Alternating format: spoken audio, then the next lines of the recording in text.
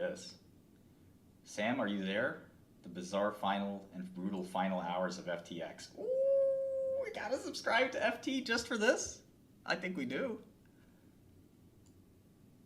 She's got the grifty gripper. This the chokehold. The chokehold grippy. A little trapped by the company. Yeah, you think? You take them millions, you felt trapped.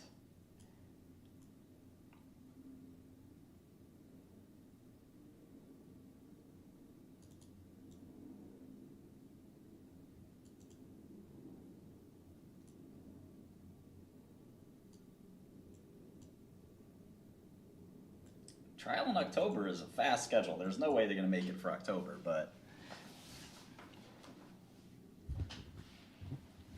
don't be no, you can't be Carolyn Ellison. Carolyn Ellison has to be played by, I mean, I'll play Sam. I'll take one on the chin. And, Carolyn Ellison, I'm just saying, why not cast, somebody like, I'll just pick a random name, Anna Kendrick? She kind of looks like the Grippy. What do you think? About right? About the same?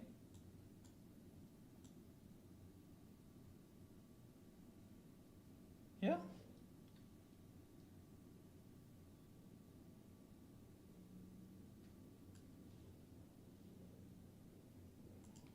FFB6C1?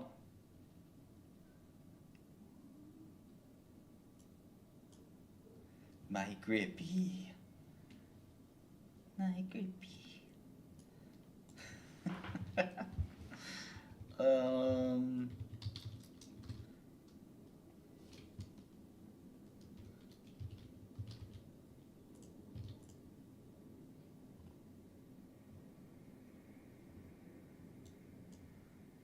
Nice, 12foot.io looks really cool. I will gain 100 pounds just to play Sam Bankman if Anna Kendrick's casting it.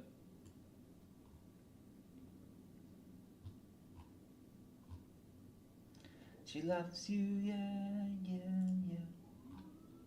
She got the grippy, yeah, yeah, yeah.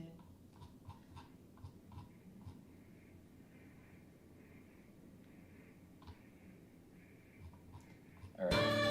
Whoa.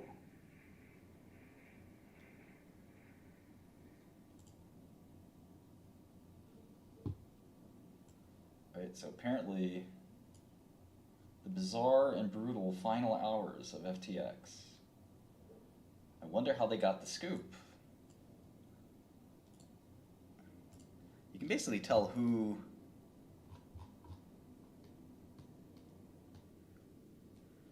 said what, right? Because okay, I can't accept cookies. That'll Joshua Oliver. How Sam Bankman-Fried and his band of millennial millionaires lost a $40 billion crypto empire. Yeesh. WTF. There's definitely a fair bit of urgency.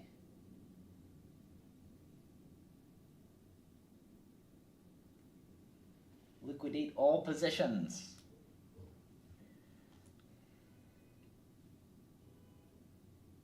I'll get it.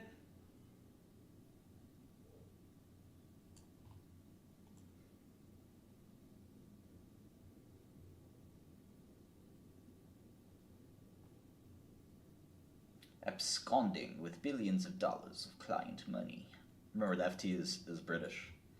Two of his lieutenants at his companies, Maids and Research, and FTX, have pleaded guilty to fraud and are expected to testify against him.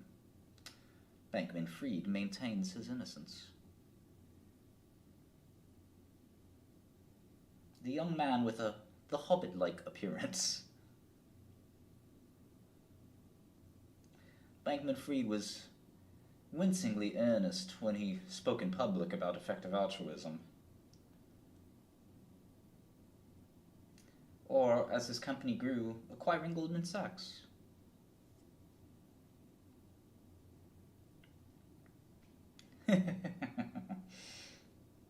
He wholeheartedly embraced his image as a shambolic boy genius, and worth more than 20 billion at his peak, he cheerily vowed to give it all away. What we didn't know was he was a scam artist. Chasing the groupie.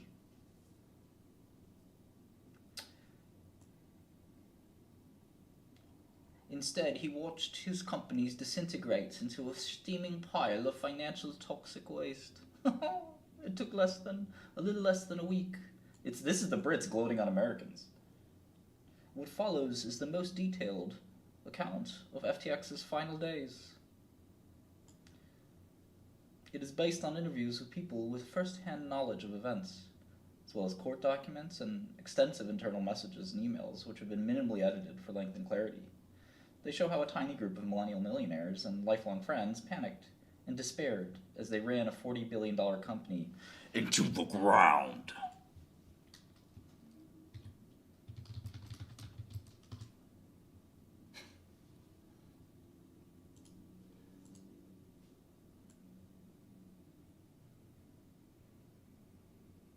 Dad, this is a cell phone. I threw it on the ground. What, you think I'm stupid?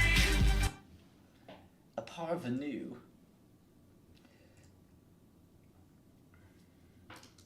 Parvenu, let's see. A person of obscure origin who has gained wealth, influence, or celebrity. A newcomer. Alright. Numerous FTX employees spoke to me on condition of anonymity, except for Sam Bankman-Fried. He didn't speak with anonymity. Just everyone left, he told me. I couldn't do it alone, and if I'm alone, then maybe I'm wrong. I'm pretty impervious to pressure, but at some point I started to feel like maybe I'm the one who's wrong here. Yeah, maybe, dude. Maybe.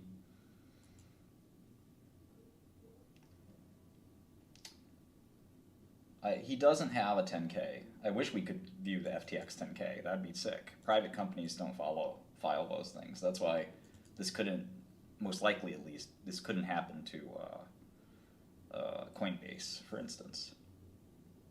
On Monday, Bankman issued new orders to traders at Alameda. Wait a second. I thought there was a separation, a Chinese wall. His crypto trading firm. I thought it was a Chinese wall. It's supposed to be separate from FTX. They were told to start selling off as much of the company's portfolio as they could as fast as possible. Close everything down to generate capital. Maximally aggressive, liquidate all positions. There's definitely a fair bit of urgency. ETA on getting the last $2 billion of USD. He needed cash because his clients of FTX were in a panic. News of leaked documents showing a dangerous dependence on FTX had been bad enough.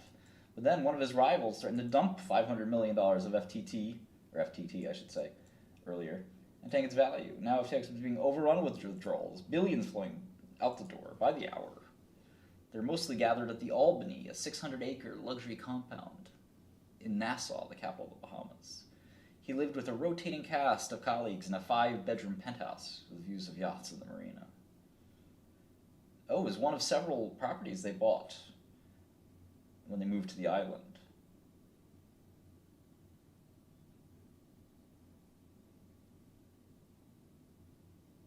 A very nice dorm room, they called it. Yeah.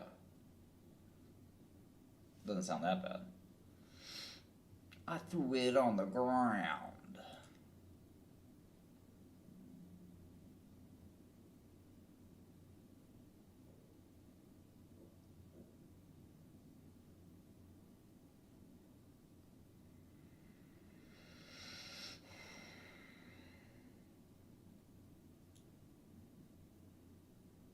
High school math camps.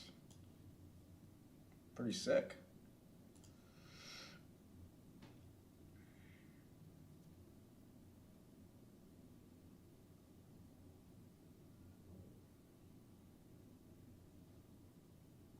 Nishad Singh was the number 2 coder. Grippy GPT. A friend of Bankman-Fried's younger brother. And recruited from Facebook. Nice.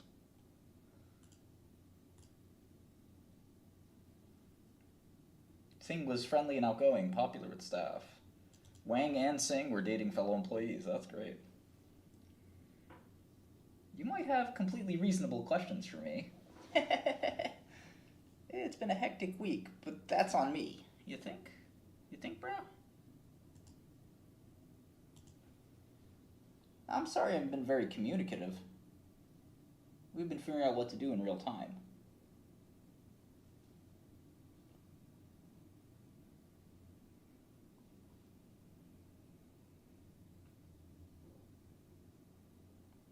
I'm in charge now.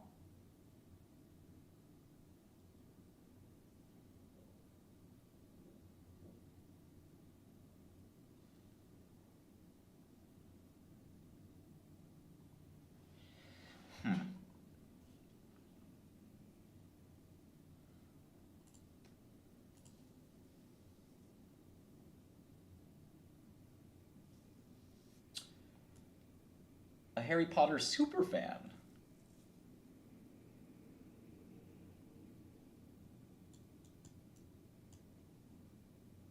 She was a low-key boss. She didn't have a lot of gravitas. The first time I met her, I thought she was an intern.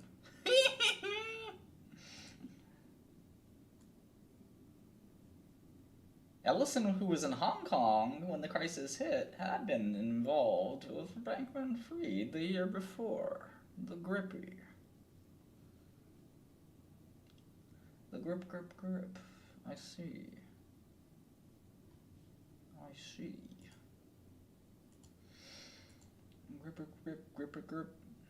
Grip.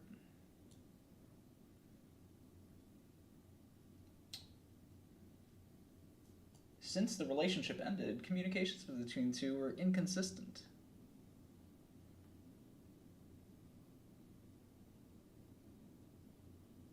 And at times awkward. They declined to comment. That I don't believe. I think these two commented because here it says did not respond to requests for comment. I don't know, maybe. Bankman-Fried minimized the crises FTX was facing as a liquidity issue, meaning the company didn't have enough cash to meet withdrawals. It was a big problem, but a fixable one. He brushed off the idea of filing for bankruptcy, which would in effect be conceding there were profound issues at the core of the business. Convinced he could fundraise his way out of his trouble, Bankman-Fried ignored concerns that bringing in more money from investors would be perpetuating an alleged fraud to cover losses. I guess there were... Yikes.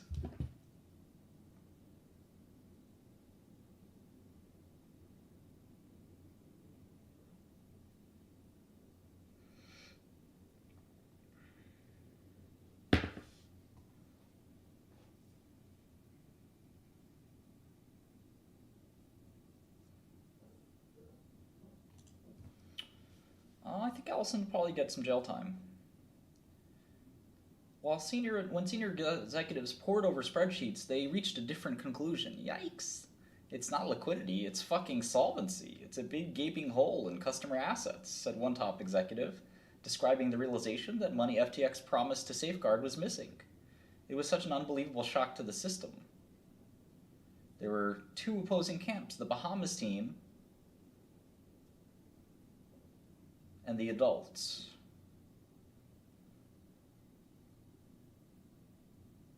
They frantically hit the phones. I mean, that's fraud right there. It's fraudulent to do that, but it is what it is. A hurricane was barreling towards headquarters, but employees woke up on Tuesday to sunny skies.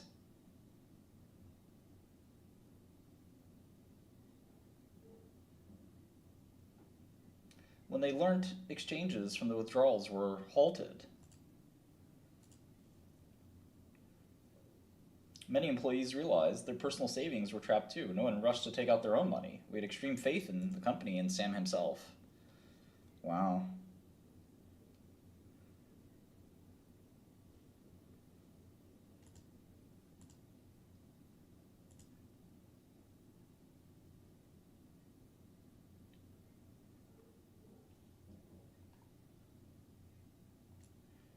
A war room had been set up in Bankman-Fried's penthouse.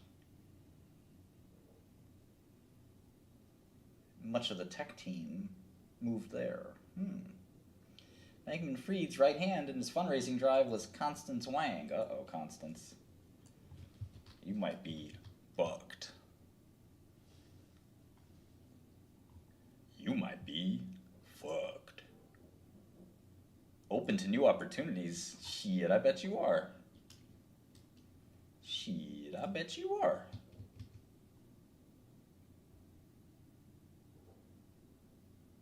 Oh man, she has a thing on her screen, COO of FTX, that says how we significantly reduce the likelihood of clawbacks from ever occurring. Oh man.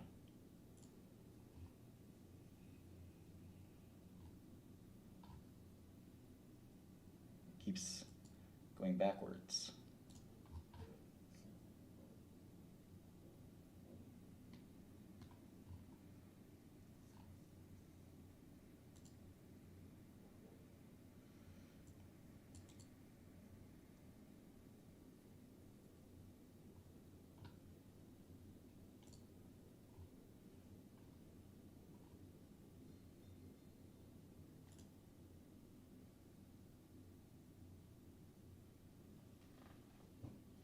This is not the same Constance Wang from what I can tell. Could be, who knows? Can you tell us about the challenges in FTX? So basically, it started almost from zero when there were already such a big competition among all other exchanges. So can you tell us how did you grow FTX? Sure. In 2019, the exchange space is really crowded and really saturated. There's new exchanges every day, everywhere. So we really struggled a little bit, try to stand out from the crowd, try to acquire users. But FTX, to begin with, it has its unique selling point of cross margin, of non-reverted pricing, which we price everything in US dollar stablecoin, which was different from many exchanges in 2019. It was one of our biggest competitive advantage, but in 2019, people don't really know such setup very well as compared to today. So in the beginning, we had a little bit hard time selling FTX and getting people to really understand how things work. What? The hell? What in tarnation?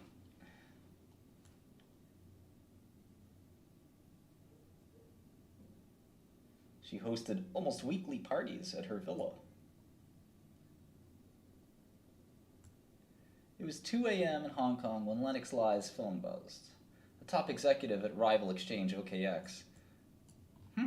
Lie picked up to find Bankman on the other line. Market panic had created a cash crunch, and FTX might need a little bit of help.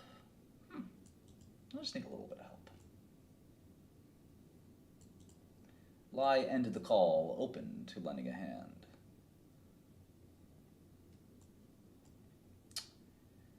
Around 7 a.m., he woke up to another call from Nassau. That was at 2 a.m. The numbers Bankman threw out were stunning. FTX needed a couple of billion. Immediately. To avoid very serious consequences. Delay would cause the hold to grow to between 4 and 8 billion.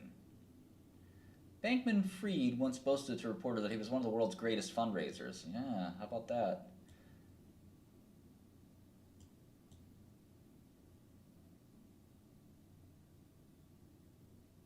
He was turned down first by a handful of private equity firms, then by his largest competitors, including Coinbase, Huobi, and OKX. VCs wouldn't bite either. Lei was just one of many who was not prepared to write a check, but before he hung up, he gave Bankman-Fried some advice. Why not speak to CZ?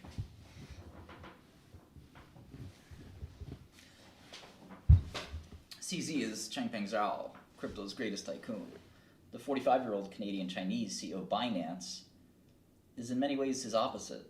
CZ's large, round head of buzzed hair give him an air of intense focus. At the peak of the crypto market, he was said to be the richest man in the world. Those estimates are hazy because CZ's wealth is obscured by a jumble of offshore companies. The two company staff had come to view each other with enmity. He sent a string of increasingly desperate messages to his arch-rival. When he reached out to me, I thought he was going to ask for a private deal to buy the FTT tokens. When he called me, he very quickly alluded that they're in big trouble, and they're looking for a bailout. I knew he was desperate. The rush to raise money seemed outrageous to some executives. Dan Friedberg, top lawyer since 2020, thought attempting to fundraise looked like an extension of a likely fraud, he later claimed according to court documents. Other executives felt the same. I had concerns that raising money was fraudulent if we didn't tell people exactly what was going on. Eee. The flurry of activity was unknown to most of the staff. The reality is that at the time there was no communication from the executive team to the employees, and I really did not understand it. People were getting panicked internally. I kept sending Sam messages on Signal. He was not even reading my messages. When Bankman-Fried finally broke his silence, it was to announce that Binance had agreed to buy FTX, but there's a little more than a handshake. There had been no time to hammer out terms, and CZ reserved the right to walk away. There wasn't even a value for the transaction.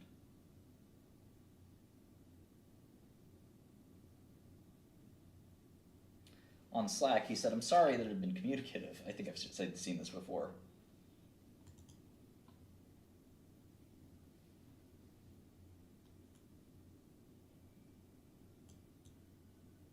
But that was the first time that Sam refused to take questions. Many interpreted this as a bad sign. The message was, "We're fucked. I fucked up." The announcement of the sale to Binance broke many spirits. FTX billed itself as pro-regulation. Binance was seen as the opposite, refusing to even name a location for its headquarters to avoid oversight. It was a fucking baller move, if you ask me. It was like Luke Skywalker joining Darth Vader. Many started quitting. Rental car agencies in Nassau demanded their vehicles back. Hotels and landlords turned out FTX employees, some of whom moved into properties owned by the company. Many workers rushed to book tickets off the island. If you could get a flight out tomorrow, you would go, one recalled. When rumors spread that FTX staff were being searched at the airport, colleagues started throwing away any article of clothing imprinted with the logo. Jesus.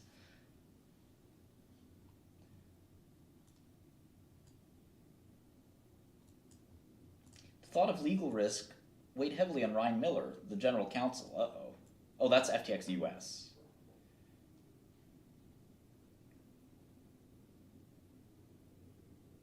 His name is Ryan Miller.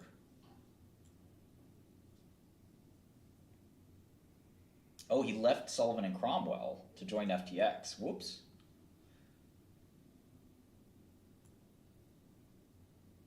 Ryan is a sharp fucking lawyer, said one. Miller quickly became the Bahamas team's main antagonist. I think Ryan as a lawyer is like, holy shit, said a former colleague. If you realize that some horrible crime just took place, you don't keep some part of the business running. Yeesh. On Tuesday morning, this is the interesting part here, because Sullivan and Cromwell was the big, really big deal. Miller and Can Sun, which is FTX International's general counsel. Well, who's this guy, Can Sun? That's my first question. Why haven't we heard about this fellow? That sounds like a... maybe he's got some issues, Stan. He's in stealth mode. I'd be in stealth mode too, dog. I'd be in stealth mode in Hong Kong too, bro. General counsel, FTX, whoa. Not a job you want in your resume. Just before that, he was an associate at Fenwick. You become the general counsel from associate? Damn. You a boss. You did good for yourself.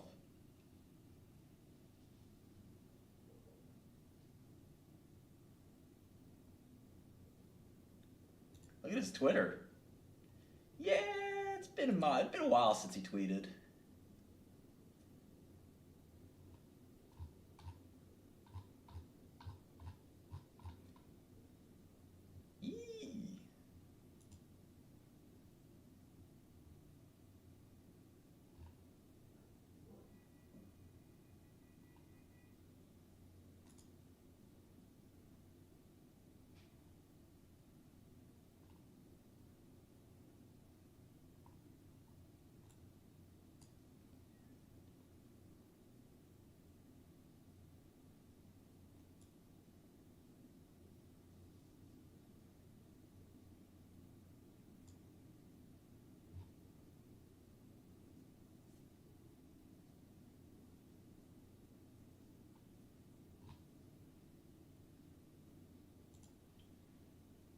Crazy, huh?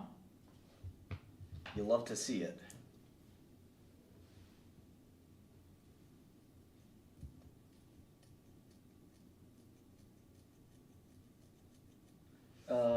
You mean the SEC? When you say Gary, you mean Gary...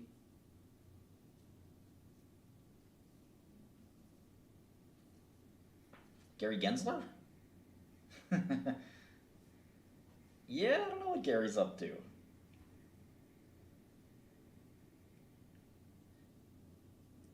Gary's not going to go down as one of the better SEC chairmen. Well, it's not vanishing from the docket, so the SEC website doesn't mean much. They called an urgent meeting with Andy Dieterich, the senior partner at Sullivan and Cromwell. He could tell something was wrong. Sun and Miller were visibly upset. They told him FTX didn't have the money to pay back customers.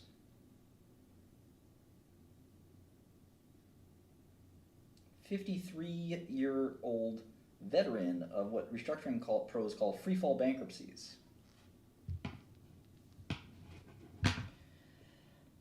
Still, he was staggered by the job in front of him. He marshaled dozens of lawyers in London, New York, and Hong Kong.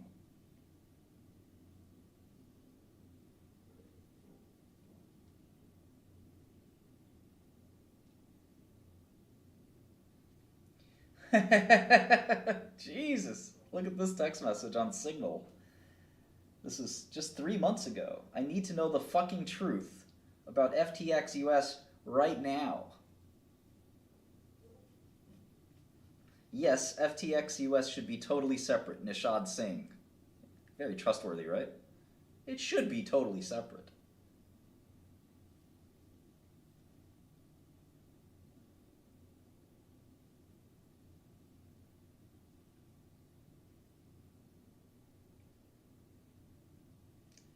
Miller was increasingly frustrated by the lack of communications. He wanted proof the U.S. division was solvent. "I need to wire Sulcrom," oh god, that makes me cringe, Sulcrom, $4 million to make sure we are all represented through this and preserve any value that is left tomorrow. Who can do it? I'm in charge now. Whoa.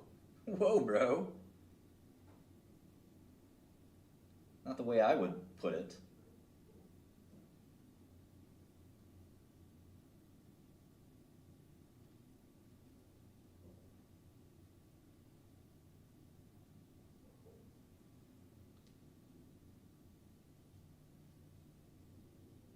The last time FTX staff gathered in any strength of numbers was Tuesday night at his penthouse, Bankman's penthouse, where several dozen employees sat in small groups, some in tears.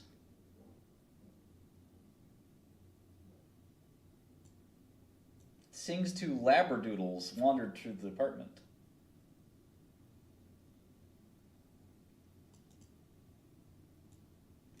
Many wore FTX clothes and joked needing to embroider something like "powered by Binance" under the logo.